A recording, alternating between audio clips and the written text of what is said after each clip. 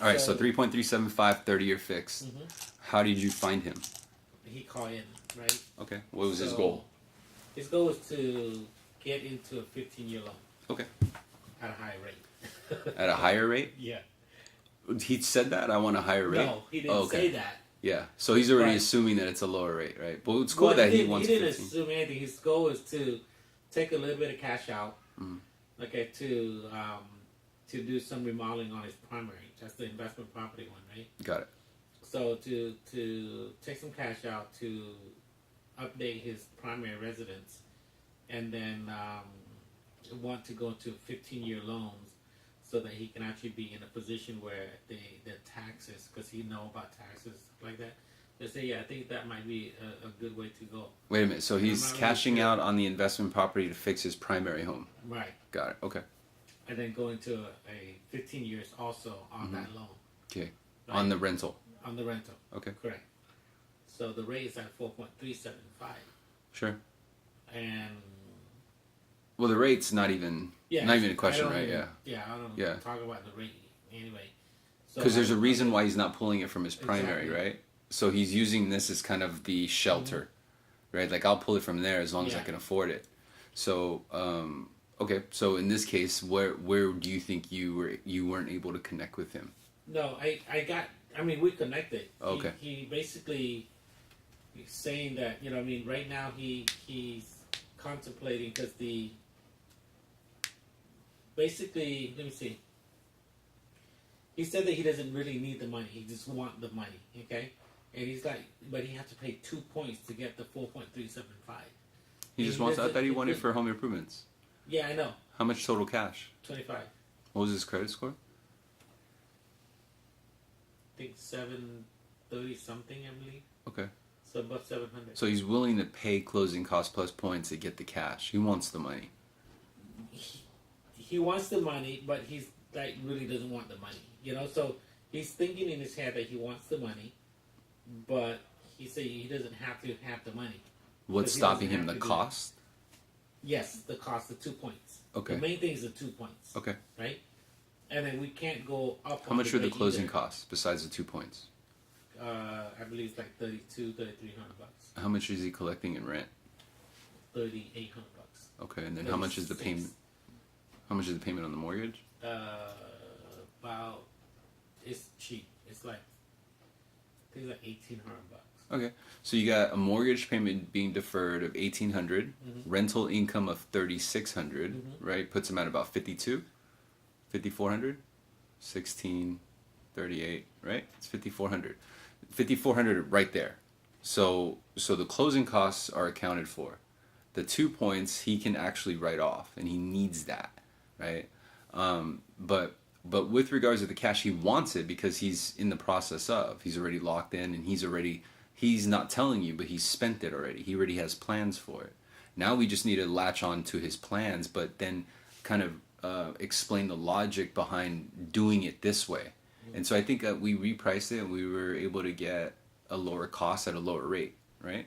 Yeah, 4.375 or something yeah, like that? 4.375 at 2 points exactly. Okay, what did he say? Well, after that, he likes it. He's gonna go with us. Okay. But he still don't know if he wants to incur all that cost. Sure. To get what he wants. Did we explain to him the payment deferral and the free month of rent? Yeah, I did. I went through that. I told him he's gonna be skipping a month of payment, and then it was asked for a refund and all that stuff too. So I went through all that. Yes. And then the tax write-off on the 2 points? Yeah. Well, no, I didn't do that. Not on the 2 points. Okay. But I did tell him that the tax write-off on getting actually he's paying off a couple of debts too, I believe. Because actually I work on 2 files and kind of getting mixed up. But they both getting cash out, both same rates. And the 25 grams used to improve their home, right? Correct. They're improving their home because they plan to retire there. Did we get any idea what they're going to do to their home? Okay, so that's something we would want to pay attention to, because we're going to mention that, right? So when we're getting them to start veering left, and just say, hey, look at it this way. Your house is going to get brand new windows. You're going to get the brand new bathroom. It's going to improve the equity of your home, and you plan to retire here. So here's the thing: is that I understand that you're trying. It's kind of hard to eat the price, right? But at the end of the day, what you're doing is you're doing a cash out on an investment property, You could have the best credit in the world. You're still going to be doing a cash out on an investment property. So here's my thoughts, and I want to run it by you. I have an idea, is that I can lower the cost dramatically and put you on a 30-year fix instead. No points. You're going to get an interest. You'll get what you get, right? But at least I'll show you a free option. And the whole plan is to get the cash, do the improvements on your home, and then once your home is done and rebuilt and everything is gold and gravy, because I'm also paying attention to his other debt, right? And maybe we pay off these other debts, we put X amount of dollars in your bank, then let's refinance this into a 15-year term, but don't do cash out yet, right? So if the logic, or if the thing holding us back is the fees, well, that's already accounted for, Jim, or whatever his name is, right? You're collecting $3,600 in rent for a deferred payment. That's not going anywhere but the bank, right? And then you're going to get $1,800 in a deferral plus your escrow refund. So this is putting you ahead about $7,000. So if you're trying to figure out where's the cost, it's actually that $7,000. What else are you going to do with it? Because if you don't refinance now, you're still stuck with not having the $25,000. You don't have the kitchen, the windows, right, the bathroom. And so I want to run by, this is a 30-year term. I know it's not a 15, but a 15 years to come. Let's attack the 15-year when you have X amount of money in the bank. You shared with me that you have a rental property with only $2,000 in the bank, right? And he has good credit, I think, so he probably has more money in the bank. But you're seeing kind of how to funnel him in. But always have a backup plan and know what the result is that they want, right? If he's willing to pay points for this cash, then he really wants that cash. Well, let's find out why, right? It's probably his wife bugging him. And so, but if we pick that up in the conversation, like, hey, my wife keeps bugging me about fixing the kitchen, then I'm going to know a pitch call to include the wife. Does that make sense? Yeah. But I get what you're saying. Sometimes we're just in a rush because we have other shit to do, right? And we're kind of going along this rhythm based on their availability. But let's slow down. And what's good is that you know how to probe for the benefit, right? You know how to probe. So just add a few more filter questions without looking at a lead so prejudiced to what we believe is benefit, right? So consider the DTI, consider those other factors, and I think that if you just maybe position the pitch call, because if they're turning you down at a pitch, even though they have a need, right? Then our issue is not taking the application, it's not pulling the credit report. It's not getting them to the pitch table. But if we're finding that when we pitch, we're not finding the quality lead or the benefit to sell them, then it's probably because we're filtering that benefit through our justification. Right? So instead, maybe put a little bit of focus on them, and then build actually a roadmap for them, so they feel like they're part of a process. But when you present it, it was an idea, right? Now they're gonna respect you because they're like, damn, that makes sense. Okay, cool. Q has the idea. These other fuckers, they don't have an idea. That makes sense? Most of them don't. Most of them are just presenting, well, here's option 1, option 2. None of that shit was an idea. Right. No, I got it. I think that helped a lot. Yeah, because if you find out that he really needs a $25,000, it clearly shows he's willing to get it. He's willing to do whatever he needs to do to get it. For all we know, he probably needs to bail his son out of jail.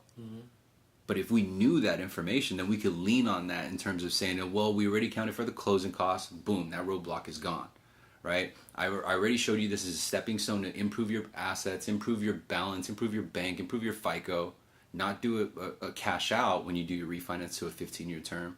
Let's structure your foundation first, right? And if any more cash is needed at that time, we'll handle it on the next refinance. Now this sets you up for a redo. So I am doing that, but I think like on certain one that I overlook it. You know what I mean? Sure. Because I know to check the app and to look at what they want and how what they want versus what options I think might give them something maybe better, an idea, like you say. I know how to do that. Sure. But for something that's a little bit more close, or where they give me like exactly what they want, I tend not to open myself to other options. Because it'd be the opposite of what they want. For example, this guy, he's already in a low rate on the 30 years. If I put him back on the 30 years, okay, at a higher rate, to me, it's just like it doesn't make sense. Right. It's because you had that filter. Exactly. Right. But if I say it like you say, like, hey, this will get you the money, okay, because that's the goal. Mm-hmm. Yes, it's a high rate, but I can put you into a 15-year later. Right. Because I achieve his goal, not right now, but in the future. And what happens if he says, and what will happen if he says, oh, no, I don't want to go to 30 years? Yeah. Say, you know what, I agree with you, so let's go with this 15-year because we already figured out what's going to cover the cost. Mm-hmm. You're going to collect $3,600 in rent. Yeah, that makes sense. Let's do it. Does that make sense? So we just basically funneled them. So I have an idea, even if he shot down the idea and say, you know what, I thought you'd say that. So what I'm going to do is just go ahead and get you validated for the 15-year term. I agree with you. Right now they feel like, yeah, I made that decision. And then just carry the momentum forward.